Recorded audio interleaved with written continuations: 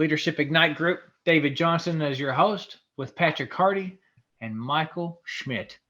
Today we're going to be talking about presentation.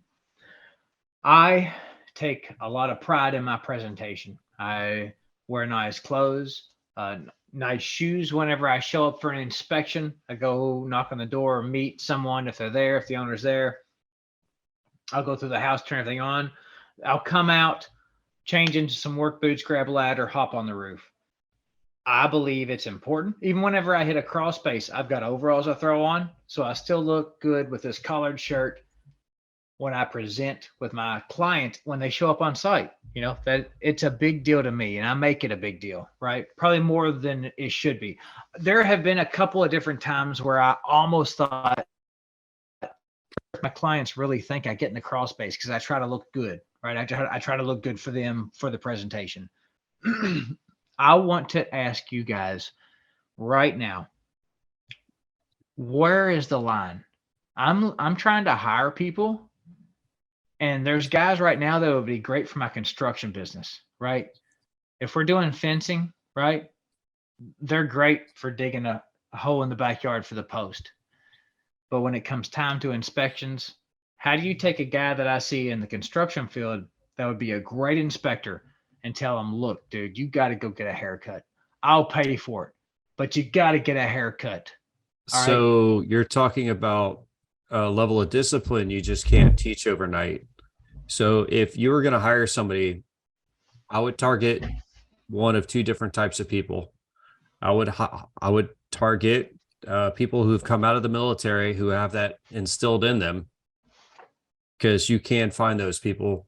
And, you know, depending on the field and the branch, you know, they may have a construction background, you know, especially like, you know, if they're like Army Corps of Engineers, for instance, you know, which is out of Fort Leonard Wood, Missouri, which isn't too far from you. And the other type of person is I would target somebody who's a construction worker, or, you know, construction worker with a former military background is good. You know, they're already going to have a lot of that stuff. So when you ask them to do it, they've already done it before, and they are going to understand why. You know, and the second type is going to be the third and fourth year of college person. And I'm specifically talking about men, because what I find, and I'm generalizing, is a lot of guys end up going into college and they're, you know, they learn some discipline because they have to go through college, but they don't see the reason at the end of it. You know, like, I don't know even what I'm going to do with this degree, you know, type of people. Those are a lot of people out there. Trust me. You know, we end up getting a lot of them at the fire department. I'd actually look at firefighters as well. Not 100% on that, because some of them end up being kind of like big kids. Yeah, I can see You that. know, and you don't want to hire somebody and that's their part-time gig at your company, you know, because they're going to treat it like a part-time job. But one of the things that I teach is, I call it the Big Mac effect. And this is extremely important. And you kind of touched on it. It's, well, the whole basis of everything that you do, from passive marketing to active marketing, is, what is your ultimate goal? It's actually to reduce as much fear as you can within your potential client. When you reduce fear, you increase trust, and people not only will call you and hire you for that trust, but they'll pay you extra for that trust. And I find between 20 and sometimes up to 30% more.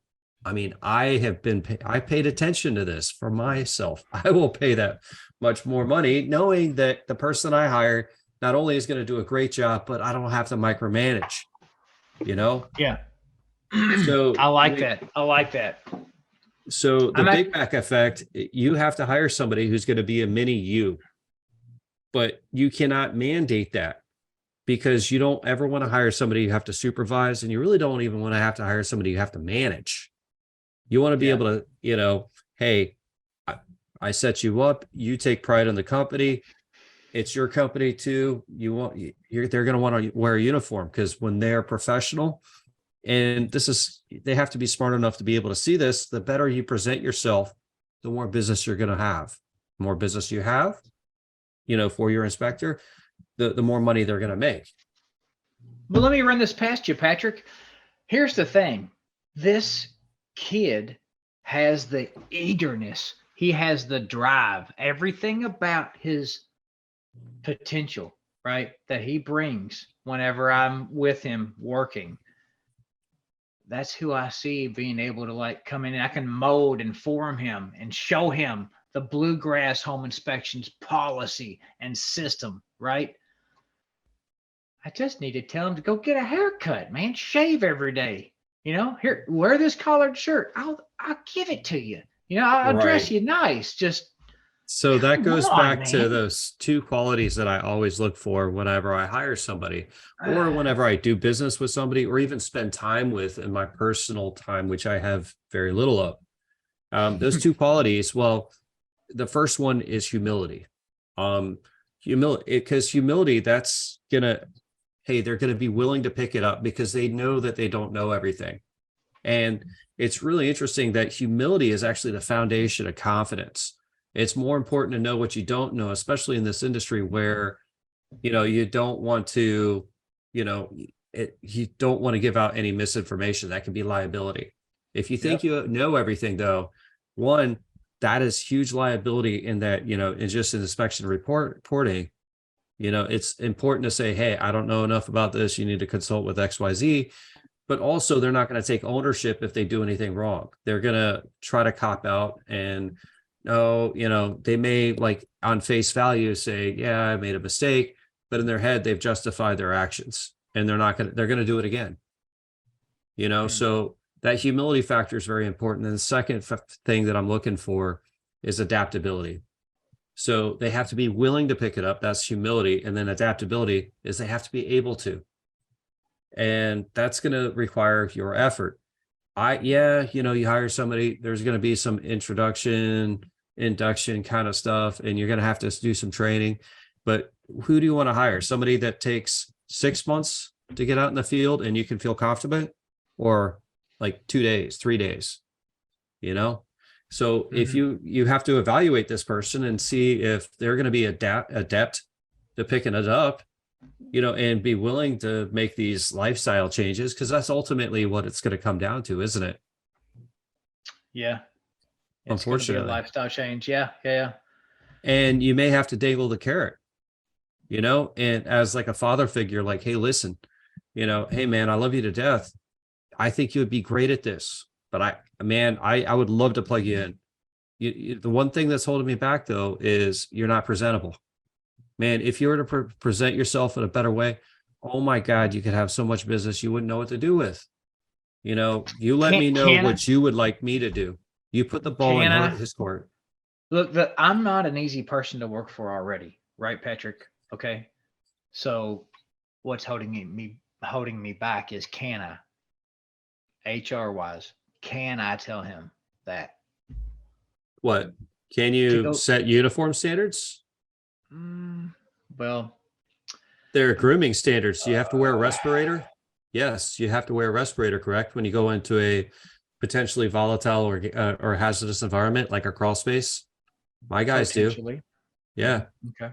So I've got one guy that, actually two guys that have beards, but it's all shaven over here because we have self-sealing and, P100 series masks, we have to make Mm, a good seal.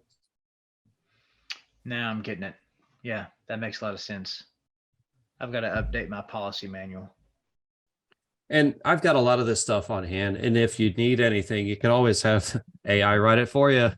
Hey, it's a tool. Use it. I'm serious, Yeah. that should be like a tool in your toolbox. At least try it out to see if it's gonna be able to come up with something that's usable, Okay. or you could tailor to your means, because I'm gonna tell you, this thing creates the wheel. So hey, one, you don't have to reinvent it if it's already there, but if you have to invent it, it can come up with a pretty good wheel for you. Okay. Yeah. Yeah. You know what I mean? Yeah. Mike, why don't you chime in? What do you have on this? You got anything in mind? Yeah, real quick, because I know Patrick has to go. I've been on I was on the receiving end of that. And back in college, I was overworked. and couldn't get into my shift at a local restaurant, to be, I think I was a food runner. So the whole team suffered. So what the boss ended up doing is buying me a clock. And she said, it was a nice little tip. And another time I was in college working for a restaurant, and I never ironed my shirt. And he said the shift was about ready to start, and we worked at there was a clothing store nearby, and he said, "All right, let's go." And we went and bought a shirt. I never ironed my shirt, and it was a nice restaurant, and things like that. I don't know if you want to do that, but I'll tell you what, I don't know about the clock, but when he went and bought a shirt for me or with me, I knew that that was probably the last straw, and Yeah. He cared about me being there. It was a thing, like they could have hired people, they could have hired somebody for that job in a split second to replace me, but I guess he liked what I did, and that was it. It showed that I was valued and I was worth going out of the way to keep on the team. So I think that's make sure he knows that he's of value as well. You're a likable guy. Well, that's what I wouldn't worry too much. But this one in particular kid, right? I call him a kid. This young man, I see a lot of potential. I think he'd be great. Like, I've really thought about it. I'm like, because he is so eager, enthusiastic, and when I'm talking, he's listening. Like, he is like memorizing what I'm saying. I'm like, this could be great. So just chime in real quick, because I'm gonna have to head out. I gotta put my daughter to bed. But you guys know Pavlov's dog, correct? Right. I'm a big fan of employing that in business. So Dave, when you hire people, pay them commission and incentivize everything that they do. Every ounce of revenue that they bring in, or potentially bring in, like for instance, if you hire this guy, right, and then you train him, you don't ever hire anybody that they can't train somebody else and can't, be a leader, because the next person you hire after this person, if you hire the right person, they're going to train and lead that person. So you can take another step back, Okay. And I would file as an S Corp, at some point, and maybe even reconstruct your business as an S Corp, because what you can do as an S Corp is now you can take another step back, and you can actually give them a little bit of ownership of the company. And what I mean by that is, like, you can give them, there's differentiations between company stock and common stock. So company stock gives you voting rights, and you can give them kind of voting rights, because the bigger you get, the less influence you're going to have on every little thing. You can't micromanage everything. That's one of the biggest hurdles for small business owners, is they think they need to do everything. If you hire the right people and you pay them the right, the way you need to pay them, like, through commission and incentivization, then you should be able to take a step back, right? And it's tough to find those right people to where you can do that, but ultimately that's what you need to do. But what's really good about the S Corp as well is, say, I mentioned company stock. Common stock is something later on down the road. For instance, you can issue common stock as a bonus, because they're company stock owners. Essentially, there's a board of directives and stuff, and any of these type of decisions, we're all going to come together as a team, as a family, to talk about these, because they're going to take so much pride in the company, and now you don't have to really supervise them. They're going to really want to do the right thing, But hey, if they bring in $100,000 of revenue, let's say, and you got all this extra at the end of, the year, you can issue them company stock, which they can sell back to the company. And that is capital gains tax, which they don't get taxed on if it's long-term. So if they're at the company for at least 1 year, they sell that company stock back, you don't pay an ounce of taxes on any of that money up to a certain amount. And it's a pretty large amount. That's a great way to be able to give a bonus. But that's Pavlov's dog. If they don't do something right, guess what's going to happen? Well, bad reaction, and they're gonna see that in their paycheck. Yeah. Yeah. But just some thoughts, because unfortunately, when you construct a business any other way, if you pay them a salary, let's say of like $80,000 a year, regardless of how many inspections or how much they do, they're not going to have the incentive to do a great job. If you overload their work, they're working 5 days out of the week, 8 a.m. to 5 p.m. Man, there's no incentive to do any better job, is there? No, that's right. And I always want to leave some room for growth, right? I've discussed this a little bit with a mentor of mine on how to structure pay because I need to go. I've already changed my withholding so I can hire, right? So I'm just getting ramped up for it, right? So That's I a would tough I one. would I would pay between starting out, when you first hire them and they're doing inspections, but you're having to supervise or at least look at their inspections periodically, I'd pay 50% commission because they're doing the bulk of the work right there. And then when you can take a step back and you don't even have to really talk to them, but maybe once a month or once a week or whatever, then I would pay them 60% commission. Because like That's a lot. I mean, it is a that's a lot. lot. It is a lot, but are they earning that? They I are. mean, You're still making money, aren't you? Because yeah. everybody in the company needs to be compensated for their level of work and their level of responsibility, correct? And they are ultimately have a lot of responsibility. You have the responsibility of running the administrative side of the company to keep it moving. And they have the responsibility to do an inspection and to do a great job. Because if they don't do a great job, that could be the end of your company, correct? Okay, let's break it down into licensed and non-licensed. Licensed. Okay. So what if they don't have a license yet? What if they haven't passed the national exam, nor are they in the state? What's that? Unfortunately, I would not.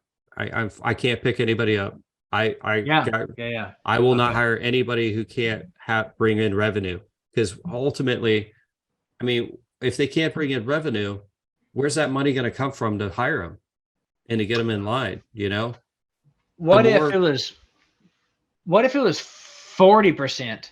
And if they bring in, if they go out, I'm going to call them, just like you said a while ago, they are going to have to go out. They're also going to have to run in those realtors' offices representing Bluegrass Home Inspections, prospecting, right? If they grab an inspection, pull it in, they're asked for it, right? so They're underneath a company name. it doesn't work out that way, unfortunately. No. And so when I hire somebody and I'm paying 60% commission when I can back off of them, we are giving them some inspections here and there. Out of 10 inspections, we expect at least about 4 to 5 of those come back in referrals. So Okay. after about 2 to 3 months, they've gone from part-time to full-time because now they've built up the referral base so much so that, you don't have to give them anything. But that's the nature of that, out of 40%, you're going to pay around maybe 10% in taxes, 9 something, and taxes, 8 something, unemployment tax. So at the end of it, probably about 12 tax with, unemployment, that crap. So now you're down to 70,